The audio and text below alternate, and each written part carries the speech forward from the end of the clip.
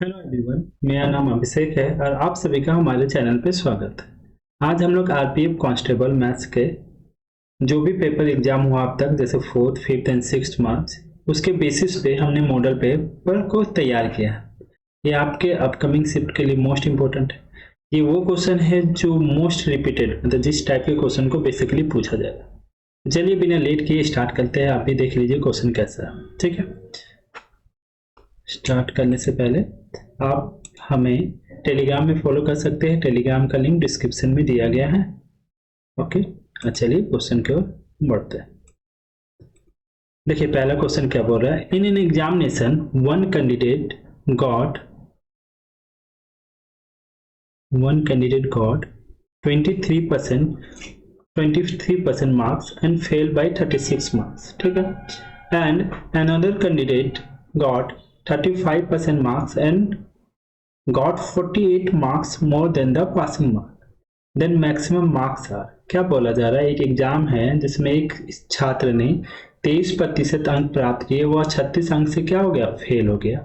और दूसरे छात्र ने 35% अंक प्राप्त किया, वह 48 अंक क्या लाया, तो 48 अंक ज्यादा लेते आए। तो बताना है कि मैक्सिमम मार्क्स यानी कितने मार्क्स का एग्जाम होता है। तो देखिए इसको डायरेक्ट सॉल्व करते हैं। एक लाइन पहले हम समझाने के लिए लिख देते हैं, अब डायरेक्ट भी सॉल्व कर सकते हैं।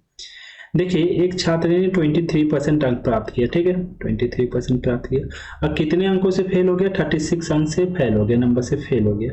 तो इसमें अगर 36 ऐड कर देंगे तो ये पास हो जाएगा, ये पासिंग मार्क्स हो जाएगा, ठीक। इतना इक्वल टू दूसरे स्टूडेंट ने कितना प्रतिशत अंक प्राप्त किया, तो दूसरे स्टूडेंट ने 35% अंक प्राप्त किया, ओके। और वह कितने अंकों से फेल हो गया, 48 मार्क्स, नहीं सॉरी, वो 48 मार्क्स ज्यादा लेते आया, यानी उसमें 48 मार्क्स अगर माइनस कर देंगे तभी ये भी पासिंग मार्क्स हो जाएगा। और पासिंग मार्क्स दोनों केस में क्या होगा, बराबर होगा, क्योंकि सेम एग्जाम हो रहा था। बस इसको इक्वल करके सॉल्व कर दीजिए। परसेंटेज वाला को एक तरफ लेते आते हैं, ठीक है ना।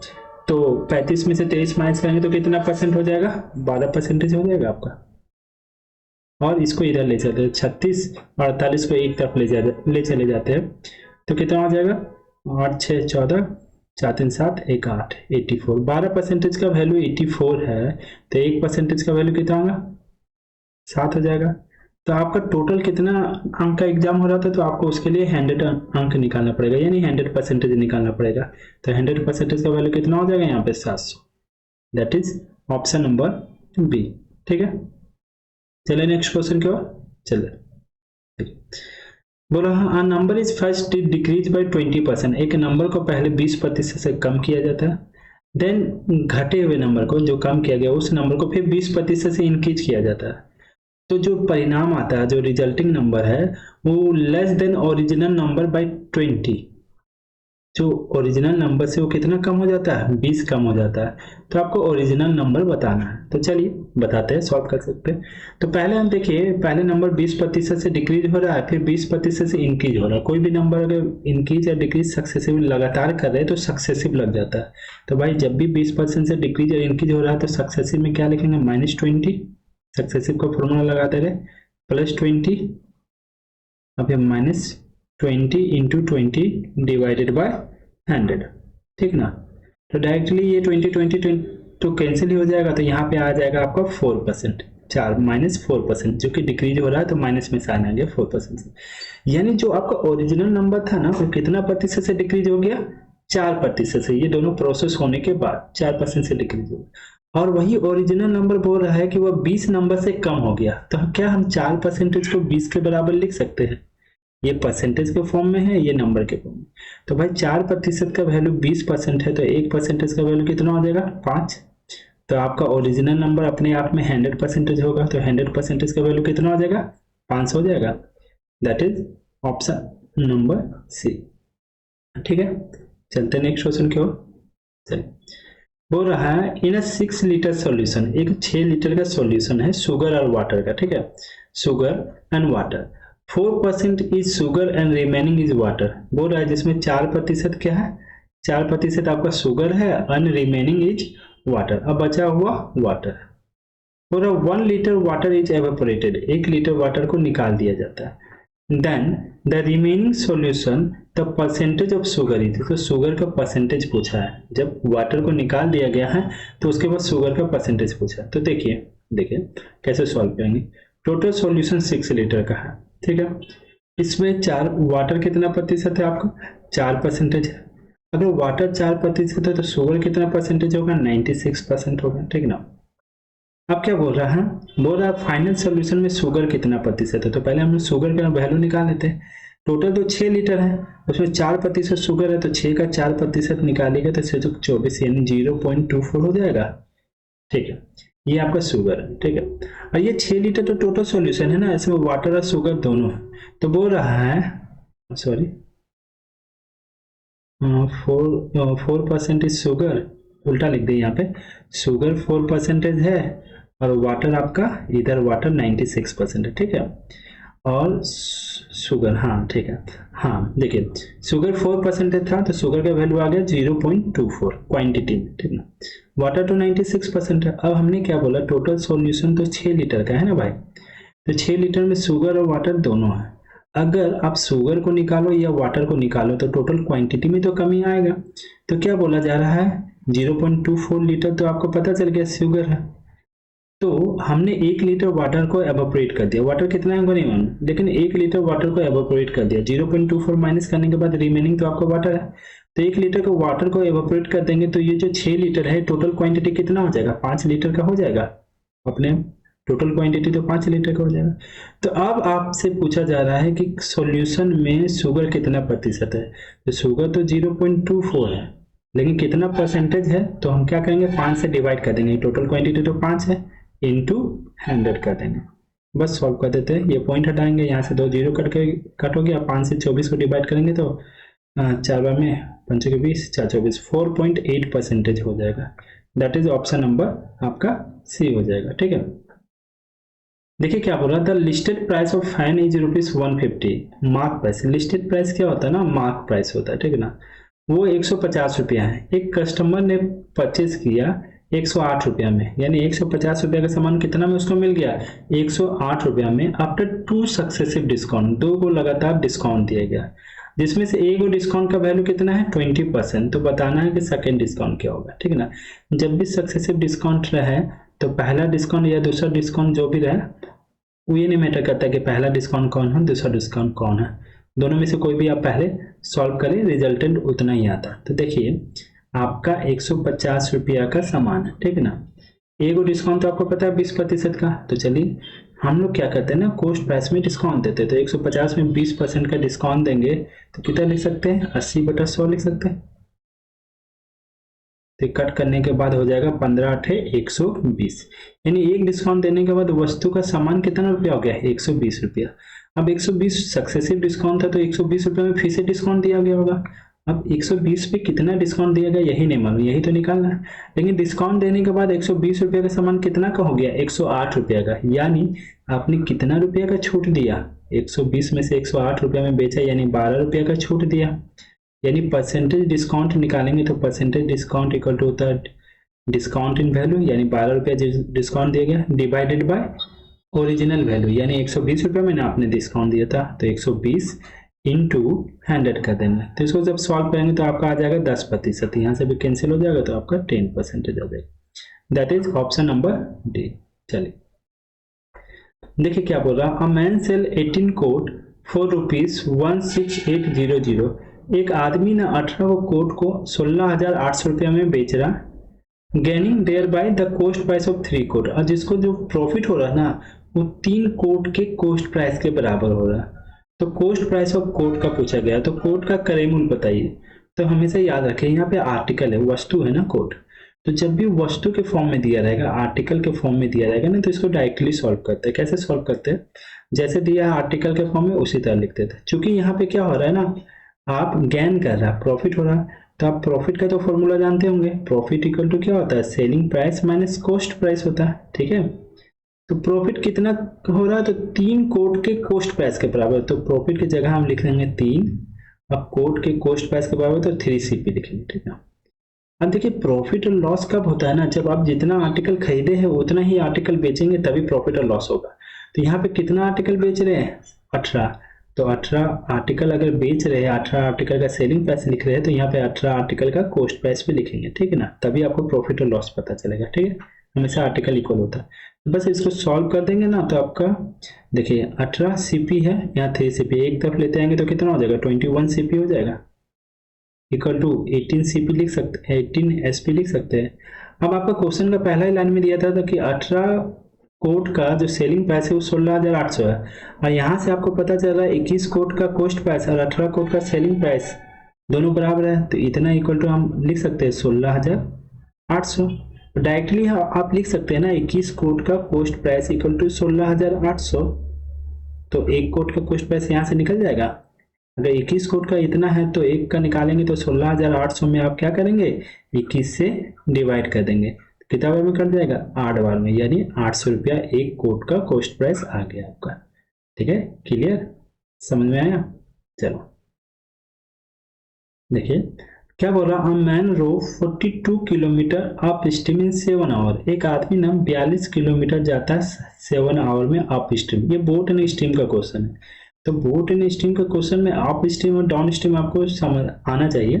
अप स्ट्रीम का केस क्या होता है ना, जब कोई बोट का स्पीड को मान लीजिए b ले लेते हैं और स्ट्रीम धारा की दिशा में के साथ जाता है ना, तो उसको डाउन स्ट्रीम बोलते हैं, डाउन स्ट्रीम, ठीक है, यानी धारा के साथ बह रहा है। तो डाउन स्ट्रीम के केस में आपका स्पीड क्या हो जाता है ना, बोट का स्पीड प्लस स्ट्रीम का स्पीड ऐड हो जाता है, ठीक है। लेकिन वही बोट जब धारा के अगेंस्ट में जाता है, बोट इधर जा रहा है और धारा इधर जा रहा है, तो इसको डाउन स्ट्रीम ना बोल के आप इसको क्या बोलेंगे, अप स्ट्रीम स्पीड बोलते हैं ना। और अप स्ट्रीम स्पीड के केस में ना जो स्पीड होता है वो b माइनस एस हो जाता है, ठीक ना, इतना पता होना चाहिए एटलीस्ट।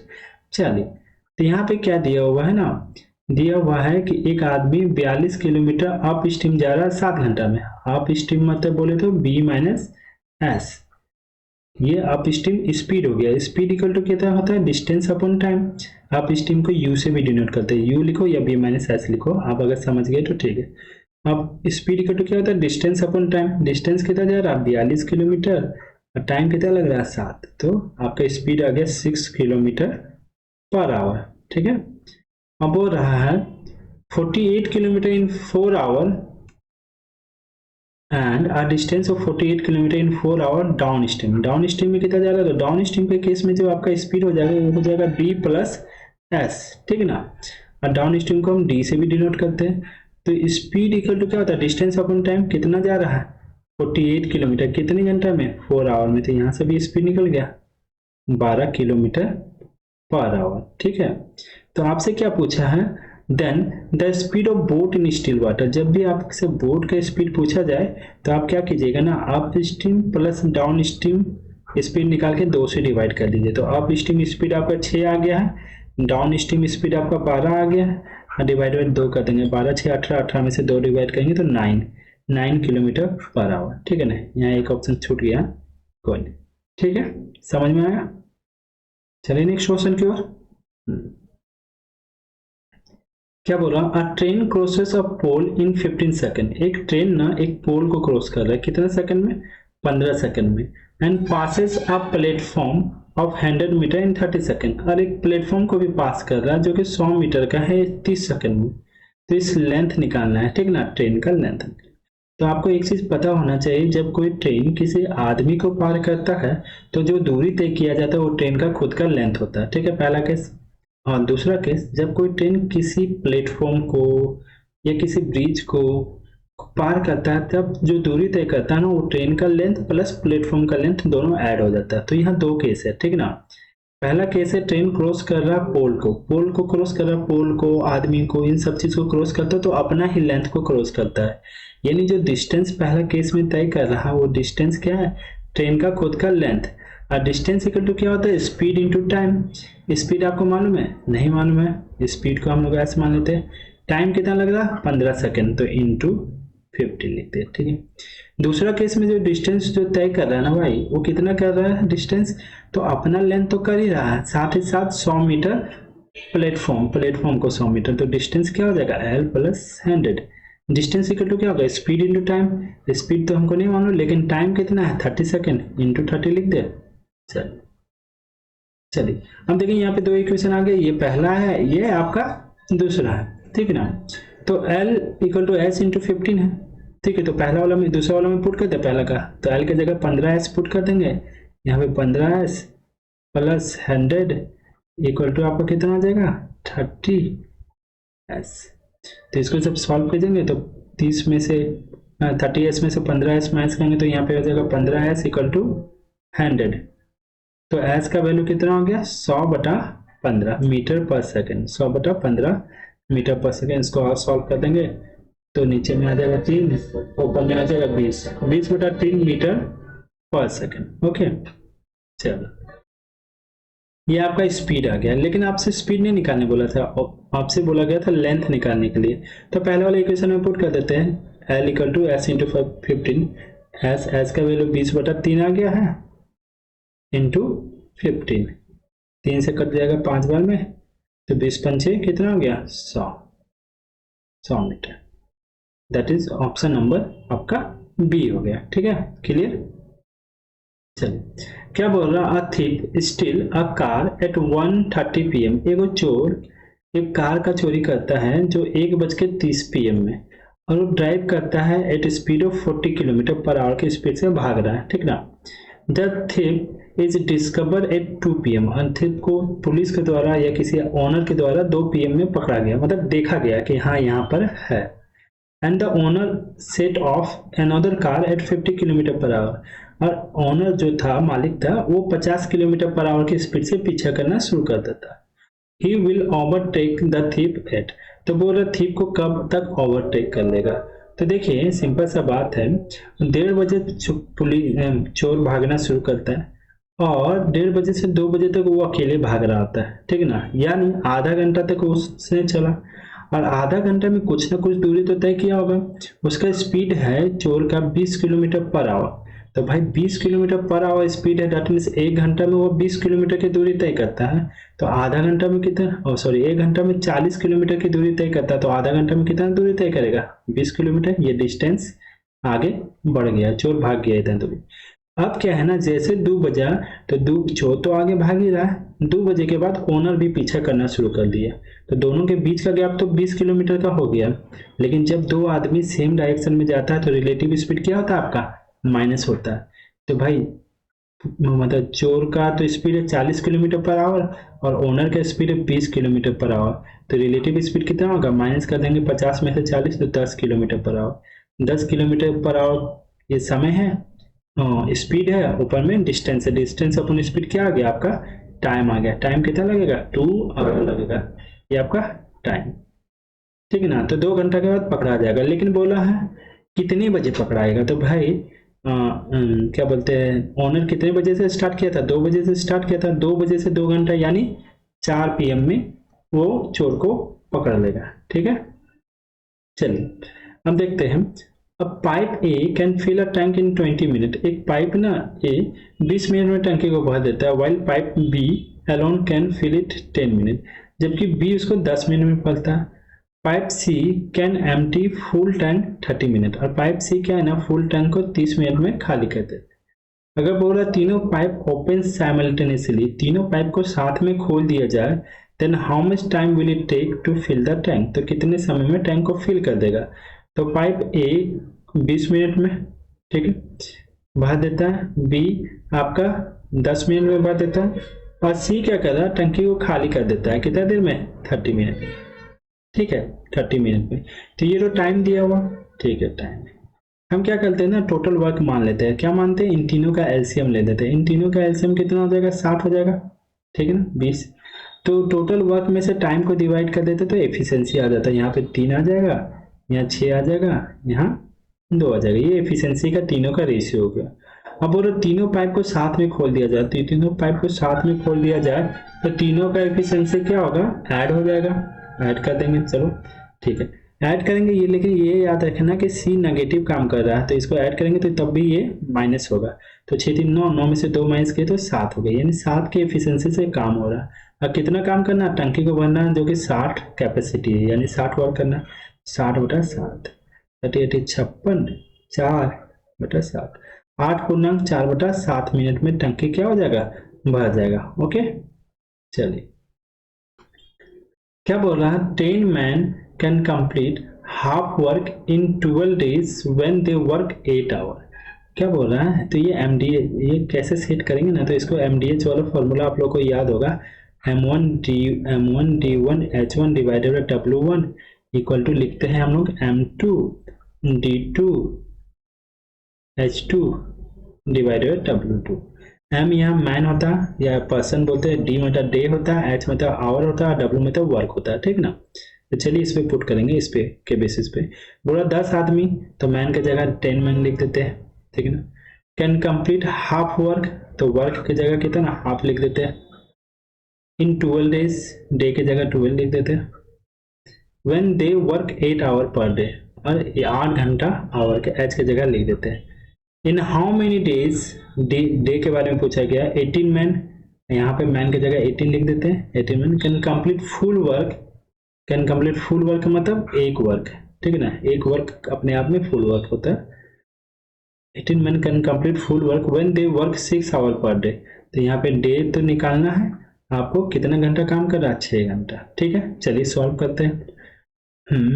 ठीक है, तो सॉल्व करेंगे तो भाई आप डायरेक्ट कट करें कि ये दो को पहले ऊपर भेज देते हैं डायरेक्ट। तो डी का वैल्यू निकालेंगे तो हम क्या करते हैं, यहाँ 10 12 8 आपको लिख देते हैं, 10 इंटू 12 इंटू 8 इंटू 2 कर देते हैं, ये दो ऊपर चला जाएगा, डिवाइडेड बाय, जब डी का वैल्यू निकालेंगे तो 6 और 18 नीचे आ जाएगा, 6 इंटू 18 आपका नीचे आ जाएगा, ठीक है।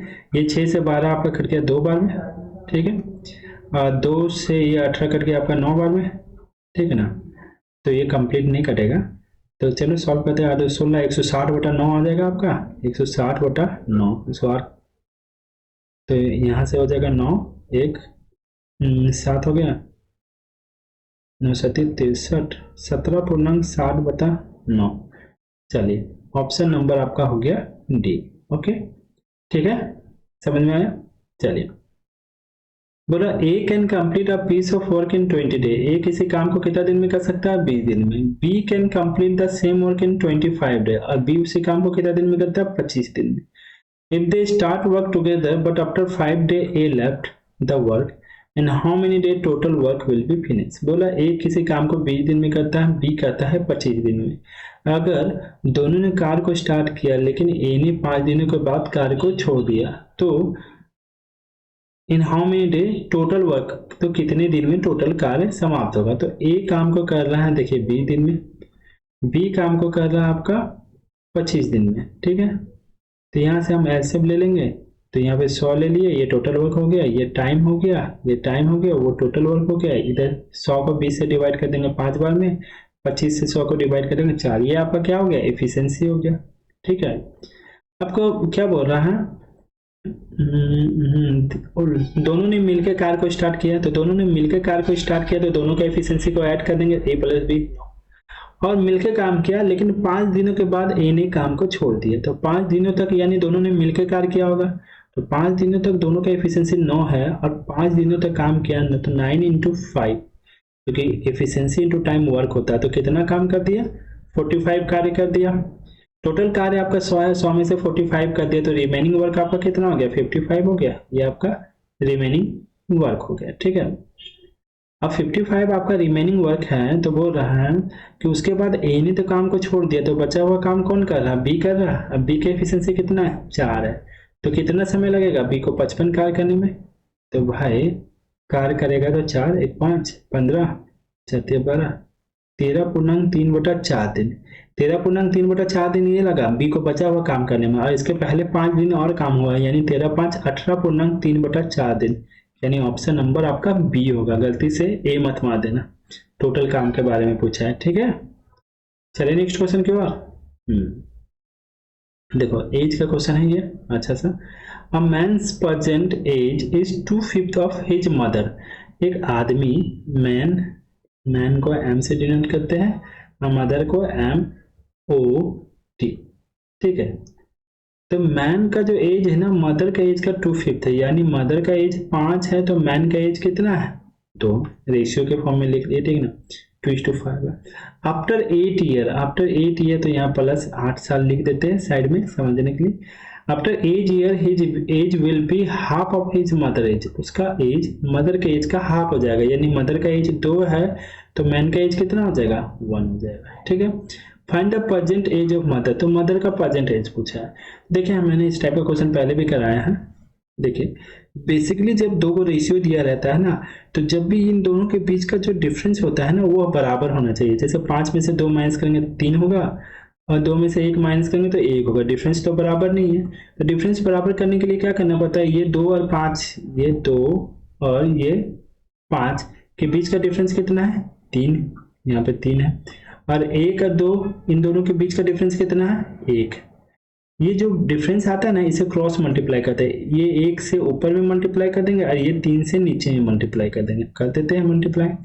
तो भाई 1 से ऊपर में मल्टीप्लाई करेंगे तो रेशियो हम फिर से लिख रहे हैं, यहाँ पे रेशियो आपका 2:5 ही रहेगा 1 से, लेकिन 3 से नीचे में मल्टीप्लाई करेंगे तो रेशियो आपका कितना होगा 3 और 6 आ जाएगा। अब देखिए डिफरेंस यहाँ पर भी 1 का आ गया, यहाँ पर भी 1 का आ गया, चलो ये डिफरेंस 1 का आ गया। ये 1 इक्वल टू हम लोग 8 लिख सकते हैं, क्योंकि पहला और दूसरा रेशियो के बीच में जो गैप था वो 8 साल का था। 1 इक्वल टू 8 हो गया, तो आपसे मदर का एज पूछा था, तो मदर का एज कितना हो जाएगा रेशियो के हिसाब से, पहला वाला रेशियो प्रेजेंट का है, जो प्रेजेंट एज का रेशियो वो पहला वाला है, तो मदर का एज 5 है, तो 8, 1 का वैल्यू 8 है तो 5 का वैल्यू कितना हो गया 40 साल हो गया। दैट इज आपका ऑप्शन नंबर ए हो गया। क्लियर, गाड़ी उड़ी का हॉर्न का आवाज आ रहा होगा आज, थोड़ा कहीं और से वीडियो बना रहे हैं तो थोड़ा मैनेज कर लेना यार, ठीक है। चलिए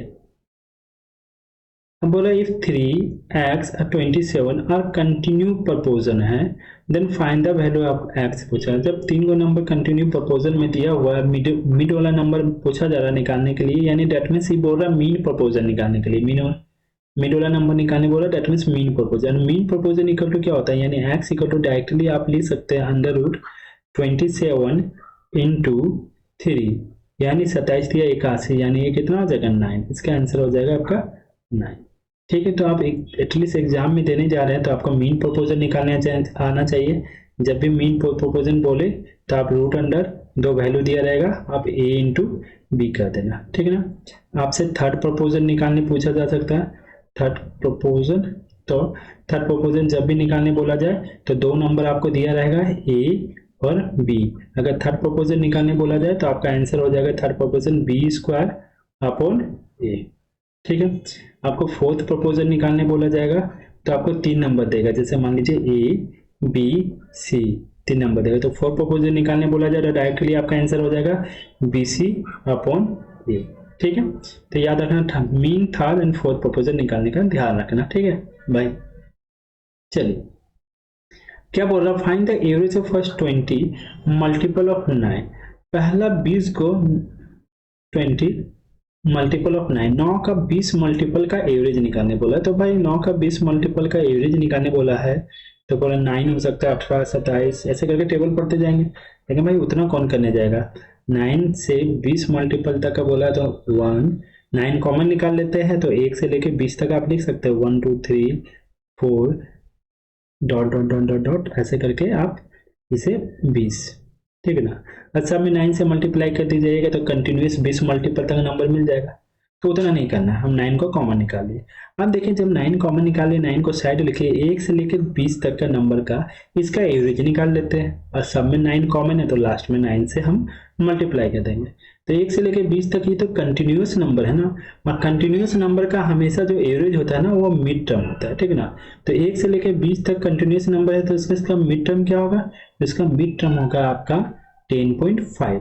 अगर आपको नहीं पता चले ना तो आप कोई भी 2 नंबर, जैसे एक पहला नंबर कौन है 1 और लास्ट का नंबर कौन है 20, इन दोनों को प्लस करके 2 से डिवाइड कर देना, ठीक है ना। तो 21/2 करेगा तो 10.5 होगा।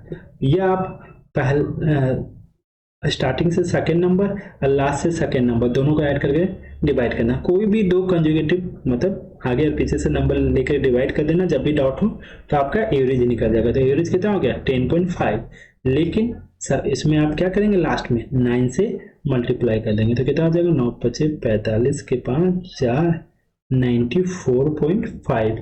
That is option number D, ठीक है, क्लियर हुआ। चलिए क्या बोलता, average height of 30 boys out of 50 student of a class is 160। देखो 50 स्टूडेंट है, उसमें से 30 बॉयज का एवरेज, ये 30 बॉयज है, average height of 30 boys out of 50 student class था, तो 30 बॉयज का एवरेज, ये नंबर ऑफ स्टूडेंट यहाँ लिखते हैं, 30 बॉयज का एवरेज जो है वो कितना दे दिया है 160, 160 centimetre. If the average height of remaining, तो रिमेनिंग कितना बचा, रिमेनिंग 20 बॉय बचा, उसका हाइट कितना है, तो रिमेनिंग का हाइट दे दिया है एवरेज 165। तो आपसे सिंपली कंबाइन एवरेज पूछा है, तो जब भी नंबर ऑफ स्टूडेंट जो दिया हुआ है ना, अगर वो कट रहा है तो उसको रेशियो में हम कर सकते हैं, ठीक है ना, कोई दिक्कत नहीं। तो यहाँ से ये जीरो, यहाँ से ये जीरो कट गया, तो नंबर ऑफ स्टूडेंट यहाँ 3 हो गया, यहाँ 2 हो गया, ठीक है। तो कंबाइन एवरेज निकालते हैं तो क्या करते हैं ना, एवरेज में नंबर ऑफ स्टूडेंट को मल्टीप्लाई कर देते हैं तो आपका क्या सम आ जाता है। तो यानी 16×3 = 48, यहाँ 480 हो गया, यहाँ 165 में 2 से मल्टीप्लाई करेंगे तो 330 हो जाएगा, ठीक है। इन दोनों को जोड़ के टोटल नंबर ऑफ स्टूडेंट से डिवाइड कर देंगे। एवरेज इक्वल टू होता है सम, एवरेज इक्वल टू होता है सम divided by number of student, ठीक है ना। तो यहाँ से तो सम निकल गया, नंबर ऑफ स्टूडेंट 3:2 के रेशियो में था, यानी 5। तो इसको सॉल्व कर देंगे, 0 8 3 11 4 3 7 810 डिवाइड 5 से कट करेंगे 2 8 3 16 162। दैट इज ऑप्शन नंबर आपका ए आ जाएगा। ऐसे भी इस क्वेश्चन में बेसिकली क्या था ना, इस क्वेश्चन में हमको बनाने का जरूरत भी नहीं था, आप ऑप्शन देख करके ही मार सकते थे आंसर। रीजन क्या है ना, जब भी आपको कंबाइन एवरेज निकालने बोला जाता है, 2 चीज दिया हुआ, बॉयज गर्ल्स या बॉयज वाइज दिया हुआ है, तो जो मैक्सिमम है एवरेज और जो मिनिमम है एवरेज, उसके बीच में ही एवरेज आपका आता है हमेशा कंबाइन एवरेज। तो एक जगह 160 था, एक जगह 165 था, तो आंसर इन दोनों के बीच में ही होने वाला था। ऑप्शन देखते तो इन दोनों के बीच में एक ही ऑप्शन है 162, तो आपका आंसर यही होता है। इसको डेविएशन से भी सॉल्व कर सकते हैं, बहुत आराम से डेविएशन से सॉल्व कर सकते हैं। जैसे यहीं पे हम बता देते हैं, अगर डिवीजन के केस में ना हम टोटल एवरेज मान लेते हैं। टोटल एवरेज क्या मान लेते हैं, 160 165 है, तो 160 मान लिए, ठीक है, ठीक। तो जब 160 मान लिए टोटल एवरेज, तो यहाँ पे 160 ऑलरेडी है, तो यहाँ पे डेविएशन तो 0 का आया, यहाँ पे डेविएशन कितना आ गया, यहाँ पे 160, यहाँ पे डेविएशन 5 का आ गया, ये 5 ज्यादा है, 5 का डेविएशन आया 2 स्टूडेंट में, यानी टोटल कितना 10 ज्यादा, ठीक है। तो 10 ज्यादा करेंगे तो प्लस यहाँ पे 10 करेंगे, डिवाइडेड और टोटल नंबर ऑफ स्टूडेंट कर देंगे, 3 2 5 कट कर देंगे, तो ये हो जाएगा आपका 162। ये भी प्रोसेस बहुत ही अच्छा है। चलिए कोई नहीं, एवरेज में हमने समझाया है, मतलब एवरेज पढ़ाएंगे तो अच्छे से समझा देंगे। चलिए क्या बता, a certain some of money become 3 times in 10 year. कोई राशि है जो 10 सालों में 3 गुना हो जाते हैं। In how many times it become, in how many year it become 9 times at the same rate of compound interest. अच्छा, कंपाउंड इंटरेस्ट पूछा है ना, तो बहुत इजी है। तो बोल रहे हैं यहाँ पे ईयर देते हैं, यहाँ पे समय देते हैं ईयर, यहाँ पे टाइम्स देते हैं, कितना मल्टीपल टाइम्स, मतलब कितना मल्टीप्लाई हो रहा है, ठीक ना। तो बोला कोई राशि ना 10 सालों में कितना हो जा रही, 3 टाइम्स हो जा रही। तो बोला in how many year it become 9 times, तो कितने ईयर में इन 9 टाइम्स हो जाएगी, कितने ईयर में 9 टाइम्स। 9 टाइम्स बोलो तो 3 का जो दिया रहता है उसी को स्क्वायर या क्यू के फॉर्म में करते हैं, जो भी पावर होता है तो 3 का स्क्वायर। तो यहाँ पे जो पावर आता है ना, उसमें यहाँ पे जो समय दिया हुआ है 10, उसे मल्टीप्लाई कर देते हैं, जो भी आएगा। तो कितने सालों में हो जाएगा, 20 सालों में मल्टीप्लाई कर लेंगे, वही आपका आंसर हो जाता है, ठीक है। चलो हम देखते हैं, the difference between SI and CI in 3 year is 124। SI CI का डिफरेंस कितना दिया हुआ है, 124 eight 10% per annum, find the principal बोला है। तो भाई हम लोग जानते हैं SI या CI और SI के बीच का डिफरेंस क्या होता है, 3 सालों का फॉर्मूला हम बता देते हैं, 3 ईयर का। और भी तरीका है, रेशियो से भी बना सकते हैं। होता है, देखिए फॉर्मूला क्या होता है, PR स्क्वायर 300, हाँ PR square 300 plus R divided by आपका 100 का क्यूब होता है, ठीक है। चलिए सॉल्व करते हैं। तो CI SI का डिफरेंस ऑलरेडी आपको दे दिया 124, तो डिफरेंस की जगह हम लोग 124 लिख देते हैं, इक्वल टू प्रिंसिपल आपको निकालना है तो प्रिंसिपल को P लिखते हैं। R कितना है, 10%, तो 10% है तो 10 का स्क्वायर करेंगे तो 100 हो जाएगा, into 300 P R square 300 minus R होता है, 300 माइनस आर, तो 300 में से आर तो 10% है, तो 300 में 10 माइनस करेंगे तो 290 हो जाएगा, डिवाइडेड बाय 100 का क्यूब कर देते, डिवाइडेड बाय 100 का क्यूब। तो यहाँ से 100 से ये 100 का क्यूब कटने के बाद 100 का स्क्वायर बचेगा, चलिए कोई दिक्कत नहीं। और यहाँ पे 124 है, इंटू 100 का स्क्वायर इधर आके मल्टीप्लाई हो जाएगा, 100 का स्क्वायर यहाँ पे मल्टीप्लाई कर दिए, डिवाइडेड बाय 290, ठीक है। तो यहाँ से प्रिंसिपल निकल जाएगा, 290 से कितना बार में कटेगा, 29 से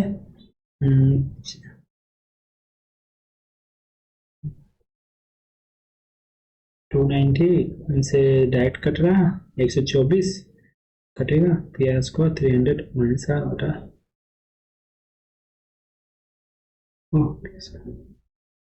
फॉर्मूला क्या होगा, थोड़ा सा हम भूल रहे हैं लगता है, P R square 300 minus R, 300 plus ही आर होगा, सॉरी थोड़ा सा फॉर्मूला में है, तो यहाँ पे 300 प्लस आर करेंगे तो यहाँ पे 310 हो जाएगा, और ये 310 होगा तो यहाँ 31, तो फॉर्मूला हम भी कभी कभी भूल जाता है, 310 हो जाएगा, और 310 होगा तो 31 से ये कट जाएगा 4 बार में, ये 31 से 4 बार में कट जाएगा। यहाँ पे 100 का स्क्वायर है, मतलब 4 को 0 है, एक को 0 इधर से भी कट कर देंगे तो यहाँ पे हो जाएगा 4 और 3 को 0, यानी 4000 हो जाएगा, that is option number D. तो फॉर्मूला हमेशा ठीक से ध्यान रखना है यार, फॉर्मूला तो दिमाग से मेरा भी निकल जाता है, P R square 300 plus R divided by 100 का क्यू होता है, ठीक है ना। और 2 साल का CISI का डिफरेंस का फॉर्मूला होता है पी आर स्क्वायर बटा 100 का स्क्वायर, 2 साल का इजी है, पी आर स्क्वायर बटा 100 का स्क्वायर। मैंने कल और एक तरीका बताया था 2 साल का निकालने का, CISI का डिफरेंस डायरेक्ट बोले थे कि रेट का स्क्वायर डिवाइडेड बाय 100 कर दीजिए, ये भी आपका 2 साल का CISI का डिफरेंस होता है, कल बताया था ये तरीका। कुछ नहीं याद रहेगा तो ये तो आपको तुरंत याद आ जाएगा तुरंत, ठीक है। चलिए क्या बोल रहा है, sum of money become 4 times in 30 year, कोई राशि 4 गुना हो जाती है 30 सालों में, at certain rate of simple interest, कुछ certain rate of simple interest है, तो बोला कितने सालों में ये 6 टाइम्स हो जाएगी itself same rate of interest है, ठीक है ना।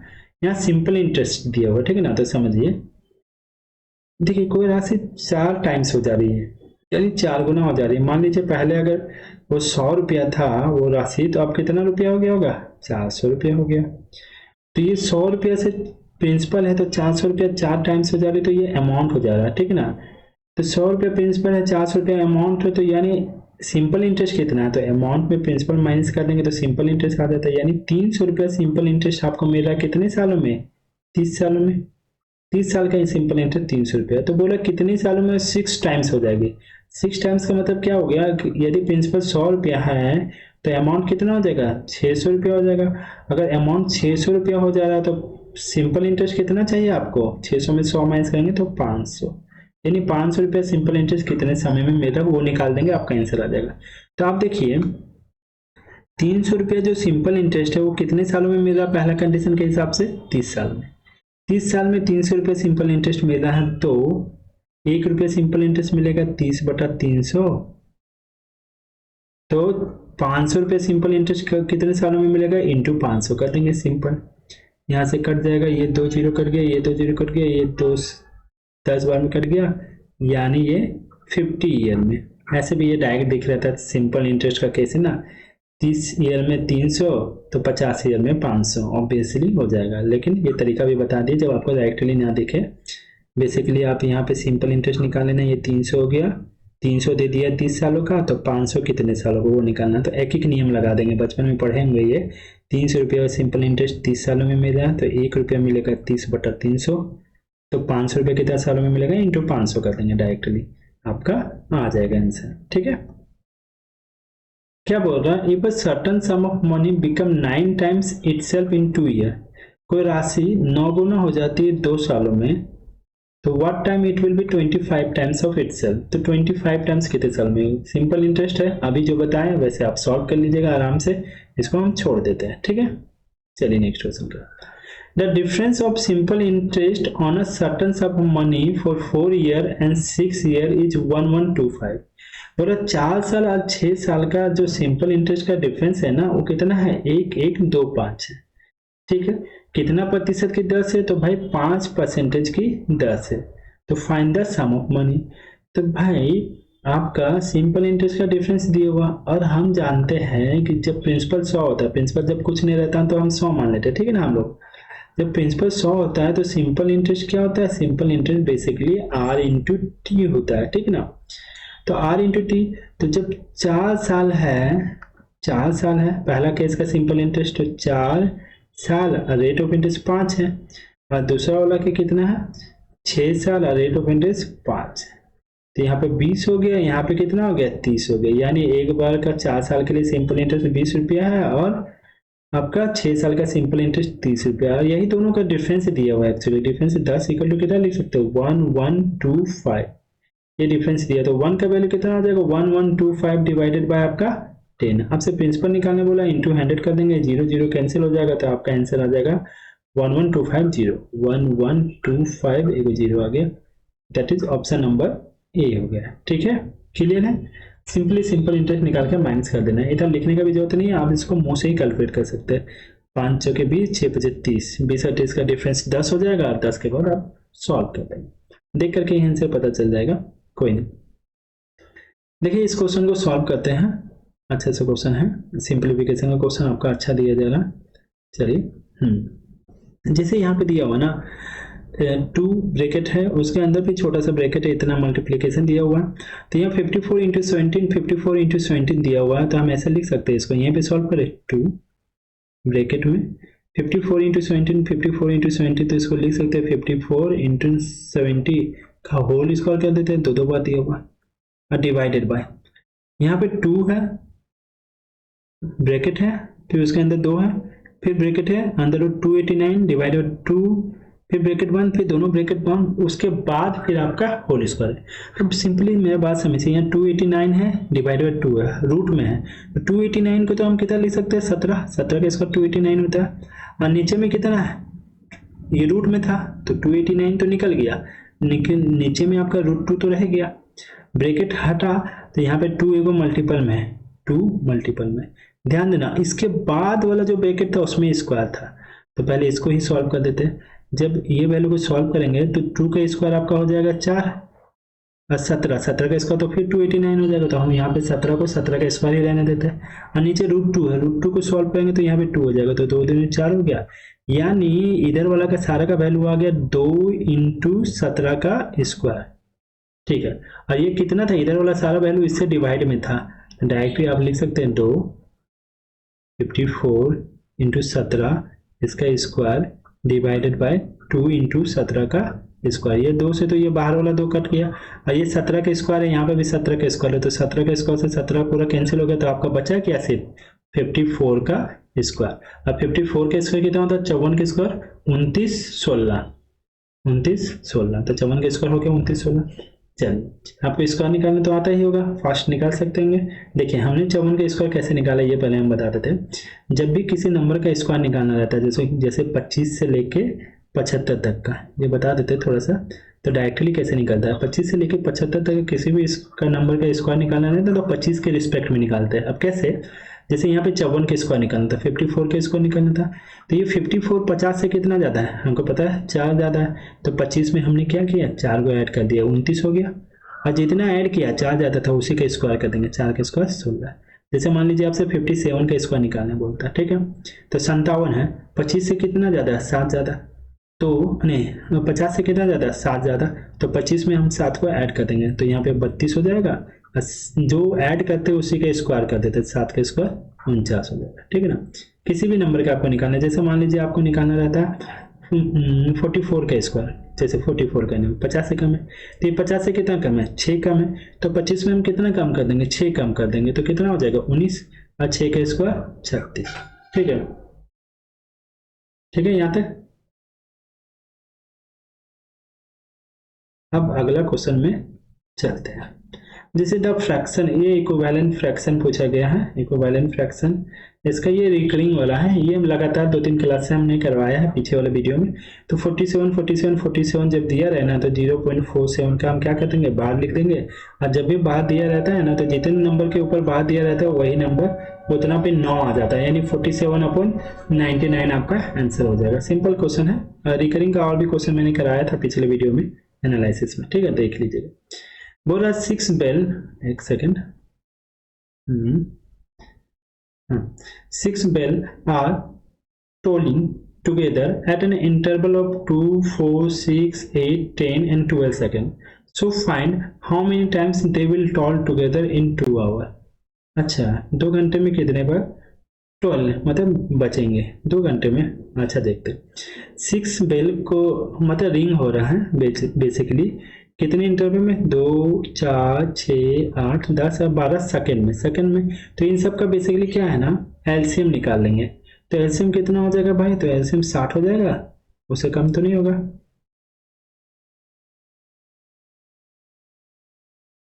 हाँ 60 हो जाएगा। तो एलसीएम हो गया आपका 60, यानी हर एक 60 सेकंड के बाद क्या हो रहा है, बेल आपका रिंग हो रहा है। तो बताना how many times will bell ring in 2 hour. तो 2 घंटा में कितने बार रिंग होगा, तो 2 घंटा में कितने बार रिंग होगा, तो 2 घंटा में आपका ऑब्वियसली 120 बार रिंग होगा।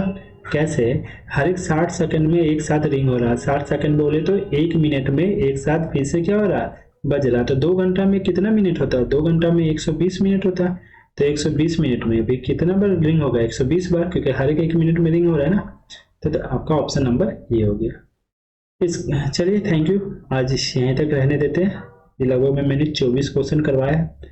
इसके पहले भी बहुत सारे सेट मैंने करवाए हैं, जिसमें भी इसके पहले वाले सेट में बेसिकली मैंने ज़्यादा टफ क्वेश्चन लेकर के आ गया था। इसमें वो क्वेश्चन लाए हैं जो एग्जैक्टली एग्जाम के लेवल है, और थोड़ा सा एग्जाम में कुछ कैलकुलेटिव पूछा जा रहा है। तो चलिए आप ध्यान रखिएगा, लेकिन इस टाइप का क्वेश्चन एग्जाम में आ रहा है, तो ऑल द बेस्ट, अच्छे से पढ़ के जाइए और आप अपना एग्जाम अच्छे से दीजिए। मिलते हैं नेक्स्ट क्लास में। अब एनालिसिस नहीं लाऊंगा, सोच रहा एक एनालिसिस कर लेते आता हूँ, उसके बाद फिर नहीं लाऊंगा। चलिए ठीक है, thank you, bye bye and take care.